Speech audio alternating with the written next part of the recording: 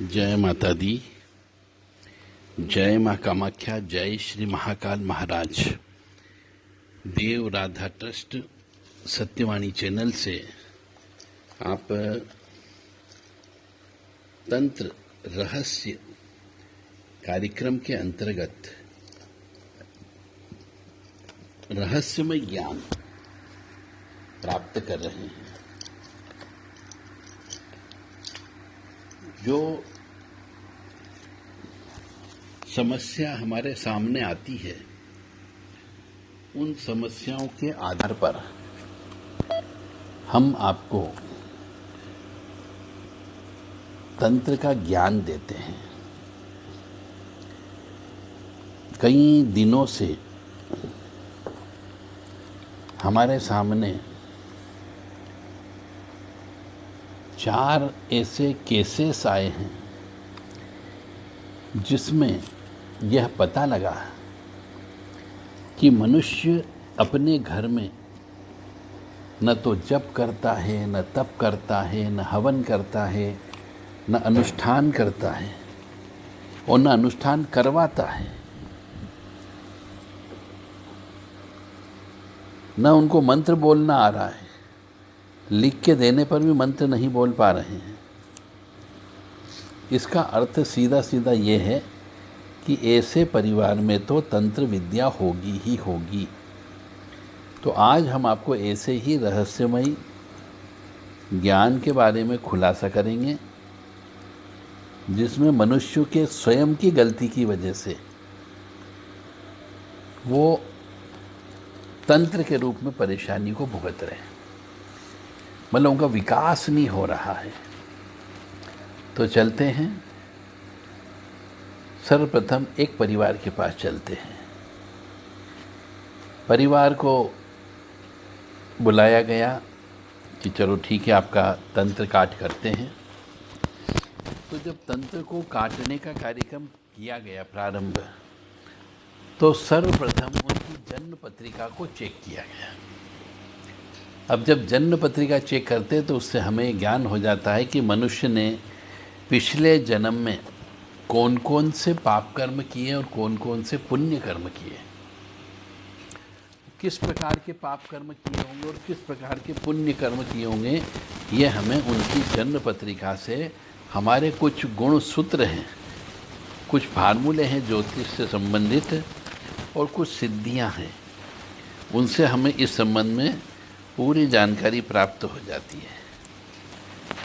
अब जो ग्रह खराब हैं, जिनकी वजह से, काल सब दोष की वजह से, नाग दोष की वजह से, पितृ दोष की वजह से, प्रेत दोष की वजह से, पूर्वजों के द्वारा की गई कुछ भयंकर अक्षम्य अपराध की वजह से, या फिर उस मनुष्य के द्वारा ही पिछले कई जन्मों में कुछ ऐसी पाप कर्म किए गए जिनको माफ़ीनामा नहीं दिया जाता है, तो उनको ग्रह खराब के रूप में करके यहाँ पे भेज दिया जाता है। तो मनुष्य के यदि ग्रह खराब भी हो और उसके कर्म अच्छे हो, तो जो ग्रह खराब हैं वो भी खराब फल नहीं देते, ये बहुत थोड़े रूप में खराब फल देंगे। तो इसके लिए मनुष्य को पुण्य कर्म करना चाहिए। अब जैसा कि मैंने कहा कि मैंने एक परिवार को बुलाया, उनसे बातचीत की, उनका कार्यक्रम प्रारंभ किया कि भैया आपको चलो ठीक है, हम ठीक करते हैं, घर में सुख समृद्धि शांति और निरोगी आप रहें। जो ऊपरी बाधा, तंत्र बाधा, काला जादू है, जिसकी वजह से विवाह नहीं हो रहा है, जिसकी वजह से घर में पैसे नहीं आ रहे हैं, जिसकी वजह से घर में क्लेश होता है, जिसकी वजह से सर्विस नहीं लग पा रही है, या फिर ये कह लीजिए कि घर से बेघर भी हो गए, पैतृक संपत्ति भाइयों के द्वारा छीन ली जाती है, जो वर्तमान में बच्चे हैं उनकी सही तरीके से परवरिश नहीं हो पा रही है, तो ये सब तंत्र विद्या के सिम्टम कहलाते हैं। अब जब उनसे इंटरव्यू लिया गया, पूछा गया कि आपने कब हवन किया था, तो जो उनके सब परिवार के सबसे बड़े व्यक्ति थे, कम से कम 45 वर्ष की उम्र उनकी रही। उनने बोला कि हमने आज तक हवन नहीं किया।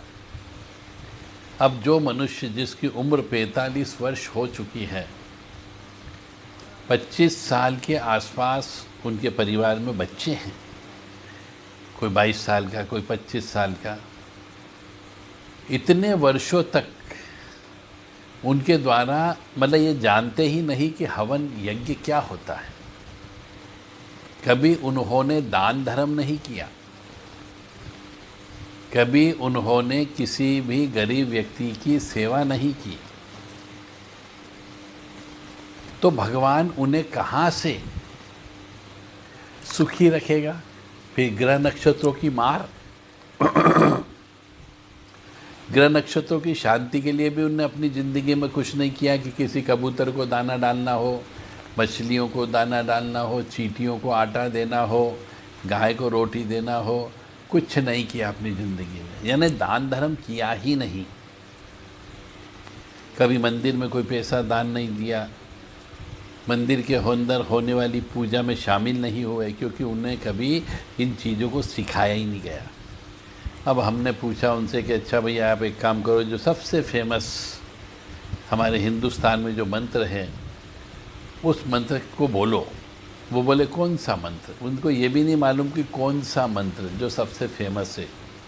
यानी महामृत्युंजय मंत्र चलता है, गायत्री मंत्र चलता है, उन्हें दोनों मंत्र नहीं आते। यानी कि जो धर्म की ABCD है, जो 45 वर्ष से अधिक की उम्र के हो चुके हैं और आज तक उन्हें जो बेसिक पूजा पाठ जिसको बोलना चाहिए वो आज तक उनने नहीं की, और नहीं कभी कोई मंत्र बोला, जो कि गायत्री मंत्र इतना फेमस है, मंदिरों में बजता है, महामृत्युंजय मंत्र बजता है, उनने आज तक इस बाबत, तो उनके घर में कहाँ से सुख मिलेगा। और उस सुख की प्राप्ति के लिए वो हमारे पास में आए। तो रिजल्ट ये निकला है कि हर माता पिता को अपने बच्चे को शिक्षा देना चाहिए, विशेष तौर से धर्म की शिक्षा देना चाहिए। धर्म की शिक्षा उनके माता पिता ने कभी दी नहीं उनको, तो वो जानते भी नहीं कि धर्म क्या होता है, धर्म किसे कहते हैं, पुण्य क्या होता है, ये भी नहीं जानते हो। केवल जिंदगी जी रहे हैं, और ऐसी जिंदगी जी रहे हैं कि एक जानवर भी नहीं जीता है।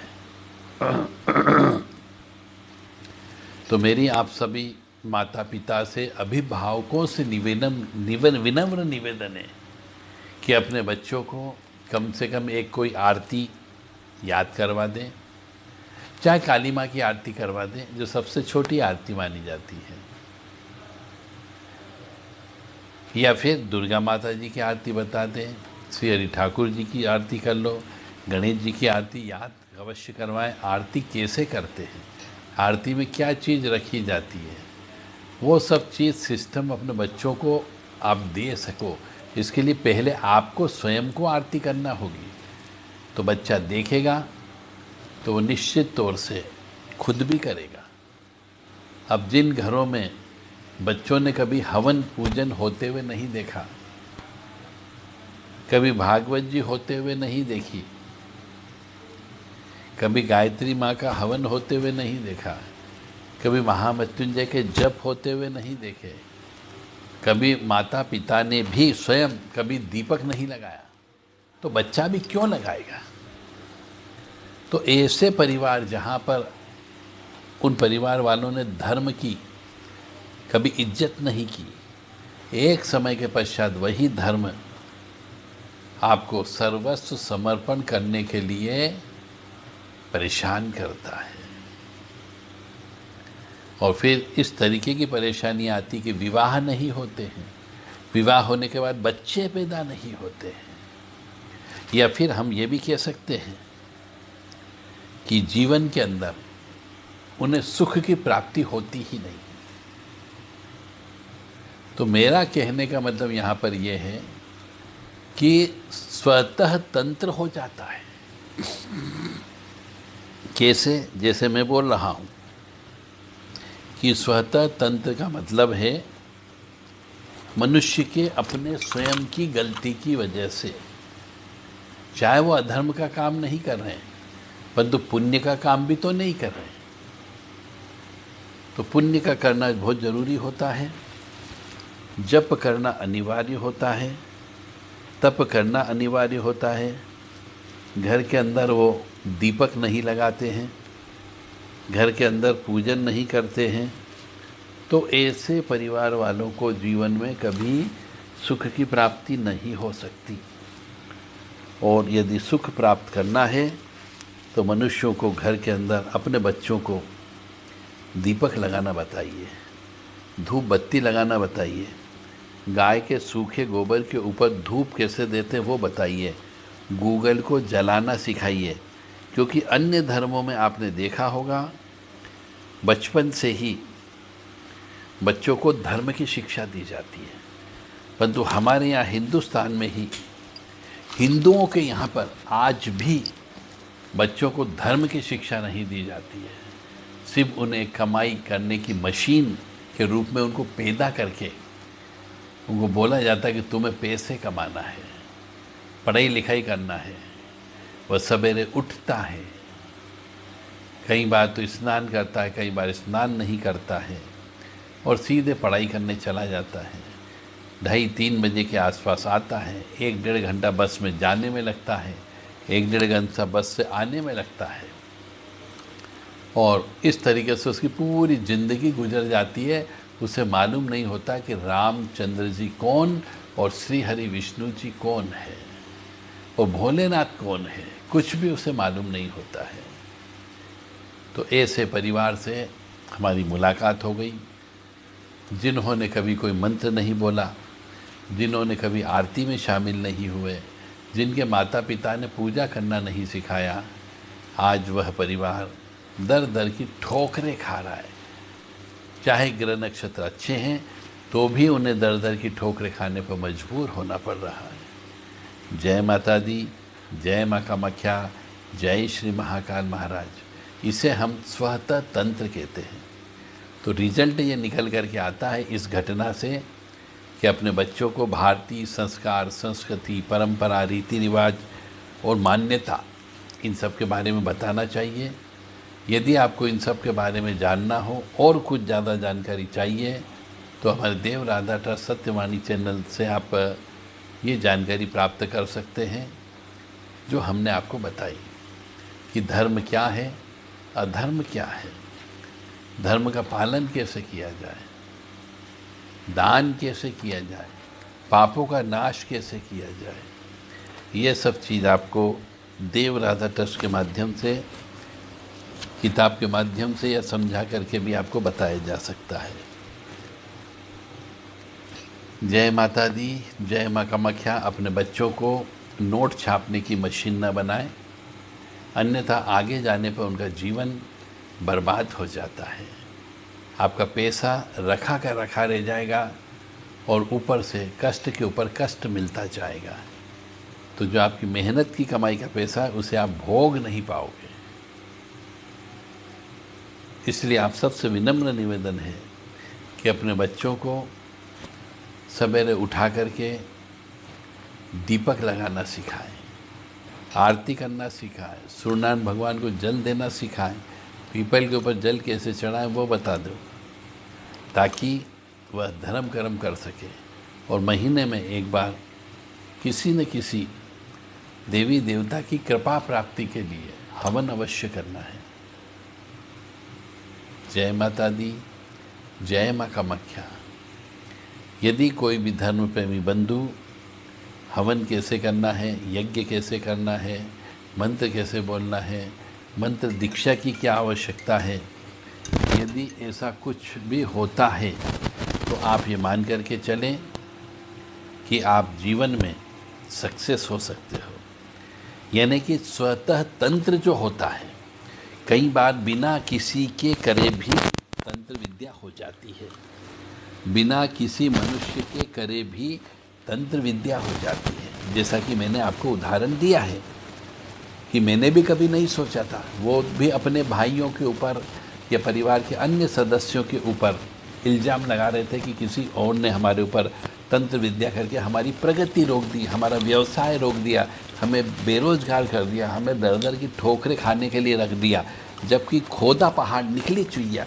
यानी तंत्र नहीं हुआ, बेसिकली उनका अपने स्वयं के कर्मों की वजह से उनके ग्रह नक्षत्र नाराज हो गए। अब धर्म ये क्या कहता है कि तुम समय समय पर जो विभिन्न हमारे तीज त्योहार आते हैं, इन तीज त्योहारों को मनाओ। ये त्योहार क्यों मनाए जाते हैं, किस लिए मनाए जाते हैं, इसके बारे में जानकारी उस व्यक्ति को होना चाहिए, माता पिता को होना चाहिए, ताकि वो अपने बच्चों को बता सके कि ये त्यौहार इस तरीके से मनाया जाता है और इसमें ये पूजा होती है, इसके देवता ये हैं। पर आजकल के ज़माने में माता पिता भी पैसे कमाने में लगे हुए हैं, चरित्रहीनता में लगे हुए हैं, शराब मांस का सेवन करने में लगे हुए हैं और अपने जीवन को कष्टमय बनाने में लगे हुए हैं। तो आप सबसे विनम्र निवेदन है कि अपने बच्चों को भारतीय संस्कार, संस्कृति, परंपरा, रीति रिवाज और मान्यता के बारे में अवश्य बताएं। यदि किसी भी मनुष्य को ये सब हमारी संस्कार, संस्कृति, परंपरा, रीति रिवाज, मान्यता के बारे में जानना हो, वह देवराज ट्रस्ट सत्यवाणी चैनल से संपर्क कर सकते हैं। इसको जानने के लिए, बताने के लिए विशेष कोर्स भी रखे गए हैं।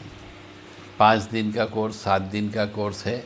इस कोर्स में शामिल होकर के भी आप इन चीज़ों को सीख सकते हैं और अपने बच्चों को अच्छी शिक्षा दे सकते हो। जय माता दी।